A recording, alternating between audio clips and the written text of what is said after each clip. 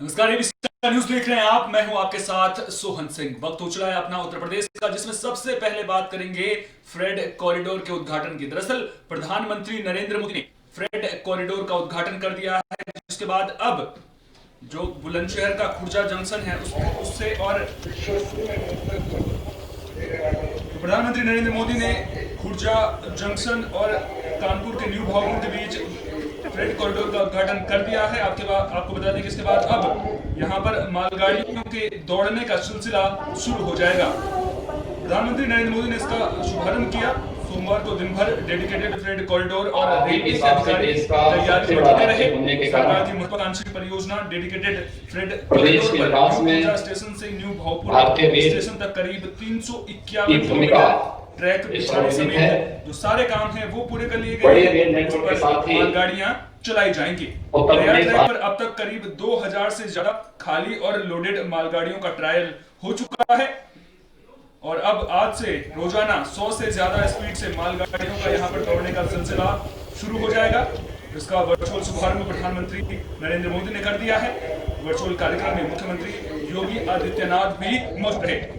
खुर्जा के अलावा new Bhagpur station और प्रयागराज स्थित ईस्टर्न डेडिकेटेड फ्रेड कॉरिडोर पर भी उद्घाटन समारोह का आयोजन हुआ। प्रधानमंत्री के वर्चुअल कार्यक्रम को दिखाने के लिए न्यू खुर्जा स्टेशन पर 3 LED और लगाई गई थी। आपको बता दें कि इस दौरान प्रदेश के विकास में भी बुलंदशहर में भारतीय रेल तो अब बुलंदशहर की भूमिका जंक्शन और कानपुर के न्यू भागपुर के बीच बड़े रेल नेटवर्क के साथ ही कॉरिडोर पर मालगाड़ियों के दौड़ने का सिलसिला शुरू हो जाएगा। इसे बुलंदशहर के लिए एक सौगात के तौर पर देखा जा रहा है। आपको बता दें कि जो सोमवार तक अधिकारियों ने इसको लेकर के तमाम तैयारियां पूरी कर दी थी, जिसके बाद आज प्रधानमंत्री नरेंद्र मोदी ने इसका शुभारंभ कर दिया है।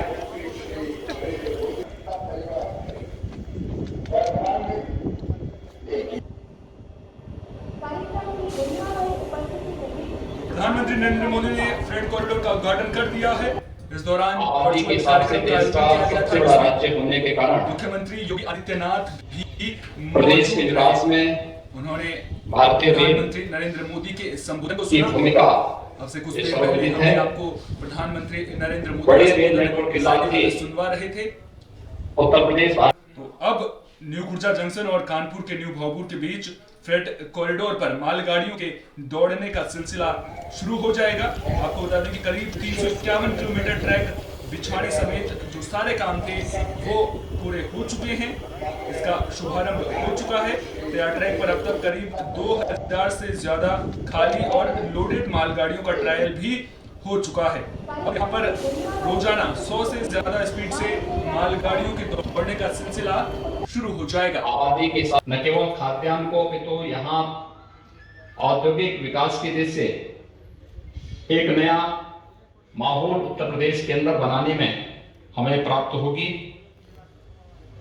उत्तर प्रदेश जैसे भी राज्य में संचालित हुई थी, प्रदेश के अंदर विगत 4 वर्षों के दौरान मानव रहित संपर्क फाटक तेजी के साथ हटाए गए हैं, जिसके कारण बड़ी संख्या में जान माल की हानि को रोकने में मदद मिली है। मुझे प्रसन्नता है कि प्रदेश में लगभग 6000 से अधिक वर्तमान में नई लाइन, आमान परिवर्तन तथा डबलिंग की परियोजनाएं प्रगति पर हैं। नोएडा पुलिस को बड़ी कामयाबी मिली है। आपको बता दें कि पुलिस ने चोरी के खुलासा कर दिया है। दरअसल पुलिस ने 16 लैपटॉप भी बरामद किए हैं। मामले में 2 आरोपियों को गिरफ्तार किया गया है। तो नोएडा पुलिस को बड़ी कामयाबी यहां पर मिली है। पुलिस ने चोरी का खुलासा यहां पर कर दिया है। पुलिस ने चोरी से जुड़े मामले में 2 आरोपियों को भी गिरफ्तार किया है। दरअसल पुलिस को लैपटॉप चोरी की सूचना मिली थी, जिसके बाद सेक्टर 49 थाना पुलिस ने 2 आरोपियों को गिरफ्तार किया है। बता दें कि आरोपियों के पास से 16 लैपटॉप बरामद किए गए हैं। मिली जानकारी के मुताबिक आरोपी चोरी के लैपटॉप खरीदकर उनका डाटा मिटाकर कोरियर के जरिए श्रीनगर में भेज देते थे, जिसके बाद पुलिस ने एक टीम को श्रीनगर भेजकर लैपटॉप बरामद कर लिए हैं। फिलहाल पुलिस कानूनी कार्रवाई में जुट गई है। नोएडा कमिश्नरेट में लगातार कार का शीशा तोड़कर उसमें जो बैग, लैपटॉप बैग उसमें और लैपटॉप और आदि चोरी होने का घटनाएं हो रही थी। इसी घटना को अंजाम देने वालों को गिरफ्तार करने के लिए हम लोग एक हर थाना में अलग अलग टीम बनाए गए थे। तो लगभग 10 दिवस पहले सेक्टर 49 थाना क्षेत्र में 2 लोगों को पकड़ा गया था, जिसमें उन लोगों को जेल भेजा जा चुके थे। और उसमें उसी गैंग को आगे बढ़ाते हुए, मतलब जो कड़ी आगे बढ़ाते हुए इन लोगों को कौन कौन इन्वॉल्व है इसमें और कहाँ कहाँ बेच रहे थे, इसको पूरा टीम अलग से काम कर रही थी।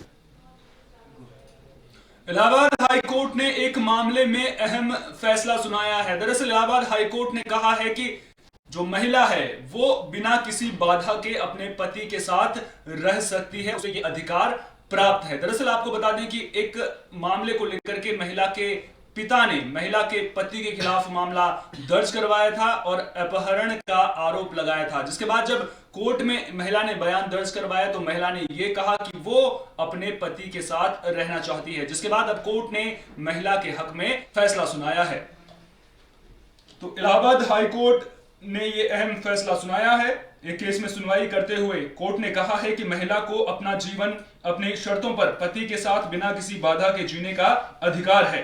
दरअसल एक महिला के पिता ने महिला के पति के खिलाफ एफआईआर दर्ज कराई थी, जिसे कोर्ट ने खारिज कर दिया है।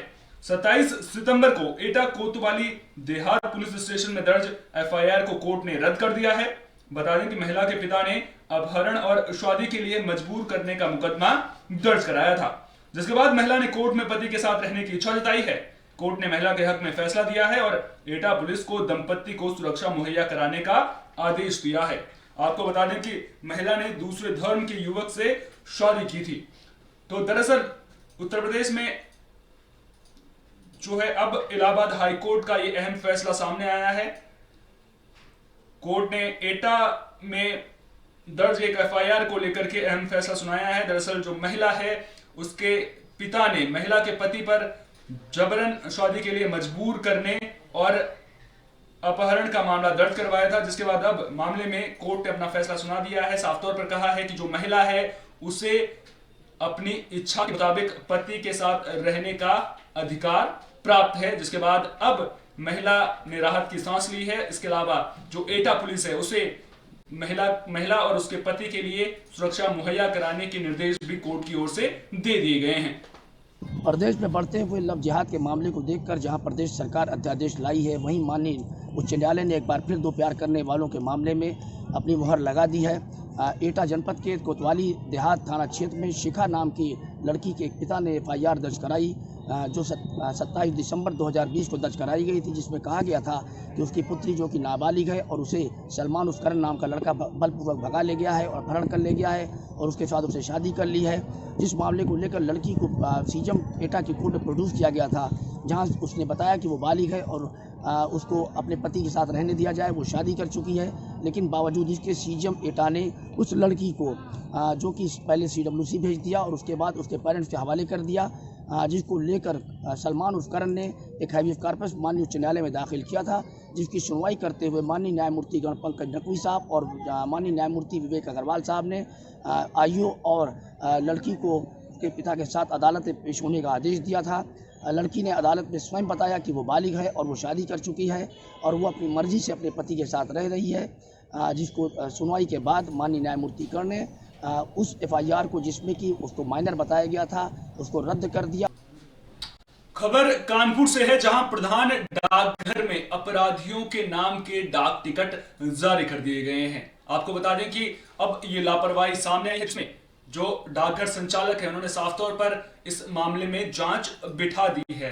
तो कानपुर के डाकघर में अपराधियों के डाक टिकट का मामला सामने आया है। आपको बता दें कि बगैर जांच पड़ताल किए अंतरराष्ट्रीय माफिया छोटा राजन और बागपत जेल गैंगवार में मारे गए मुन्ना बजरंगी के डाक टिकट बना दिए गए हैं। हालांकि अब पोस्ट मास्टर जो है वो इसकी जांच करवाने की बात कह रहे हैं। कानपुर के प्रधान डाकघर में माई स्टैंप योजना के तहत कोई भी व्यक्ति 300 रुपए का शुल्क जमा करवाकर अपना डाक टिकट छपवा सकता है, लेकिन इसके लिए उसे अपना आधार कार्ड लगाना पड़ता है। साथ ही डाकघर में लगे वेबकैम से फोटो खींचनी पड़ती है, जिसके बाद आपकी फोटो वाले डाक टिकट बनकर आपको मिल जाते हैं। लेकिन माई स्टैंप योजना में खामियों के चलते कानपुर डाकघर से अंतरराष्ट्रीय माफिया छोटा राजन और मुन्ना बजरंगी की फोटो वाली डाक टिकट जारी कर दी गई। इतनी बड़ी चूक पर अब डाकघर के अधिकारी जांच करवाने की बात कह रहे हैं। प्रधान डाकघर के post master general Vinod Kumar Verma ने इस प्रकरण पर जांच बिठा दी है। साथ ही ये जानने की कोशिश की जा रही है कि इतनी बड़ी चूक कैसे हुई। वैसे उनका कहना है कि योजना के तहत कोई भी व्यक्ति 300 का शुल्क जमा करवाकर अपनी फोटो के लिए खुद पोस्ट ऑफिस में आकर अपना आधार कार्ड जमा कराना होता है, जिसके बाद वेबकैम से फोटो खींची जाती है। उनका यह भी कहना है कि एक जो स्थानीय पत्रकार है उसने मुन्ना बजरंगी और छोटा राजन के नाम से फॉर्म भरा था।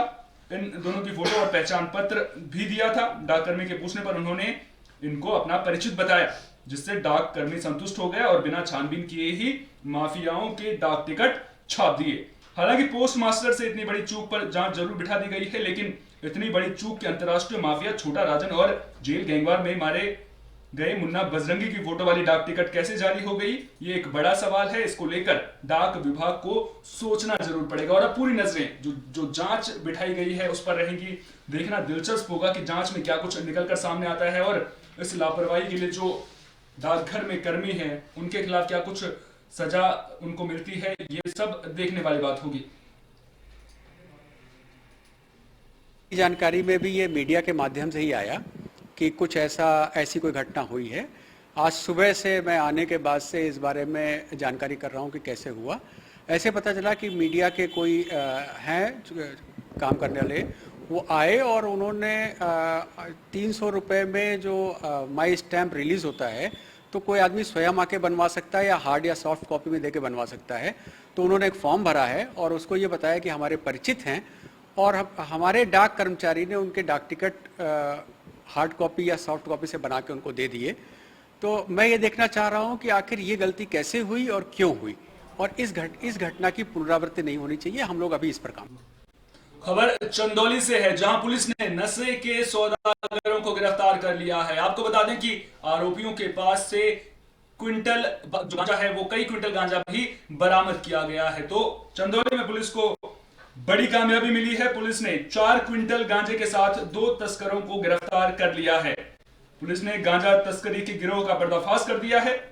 इस दौरान जब पुलिस ने ट्रक की तलाशी ली तो पुलिस को 4 क्विंटल गांजा मिला है। मिली जानकारी के मुताबिक बरामद गांजे की कीमत करीब 1 करोड़ रुपए बताई जा रही है। दरअसल तस्कर पुलिस को गुमराह करने के लिए सब्जी के नीचे ढंककर गांजे की सप्लाई कर रहे थे। छत्तीसगढ़ से गांजे की खेप बिहार ले जाई जा रही थी, जिसके बाद पुलिस ने ट्रक को भी कब्जे में ले लिया है।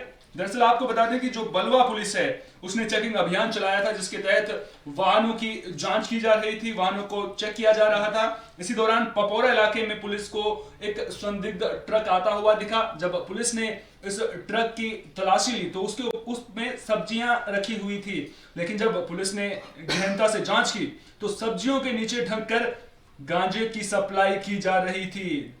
ट्रक से 4 क्विंटल गांजा बरामद कर लिया गया है और आपको बता दें कि मामले में 2 आरोपियों को भी पुलिस ने गिरफ्तार कर लिया है। पुलिस इसे बड़ी कामयाबी की तौर पर देख रही है, क्योंकि जो गांजा बरामद हुआ है उसकी अंतर्राष्ट्रीय बाजार में कीमत करीब 1 करोड़ रुपए बताई जा रही है। देखिए, बलुआ थाना क्षेत्र में पपौरा एक जगह है जहां पर रात में चेकिंग की जा रही थी। चेकिंग के दौरान ही एक ट्रक से कुछ सब्जी वाले कैरेट्स गिरे और उसके आधार पर उस ट्रक को रोका गया।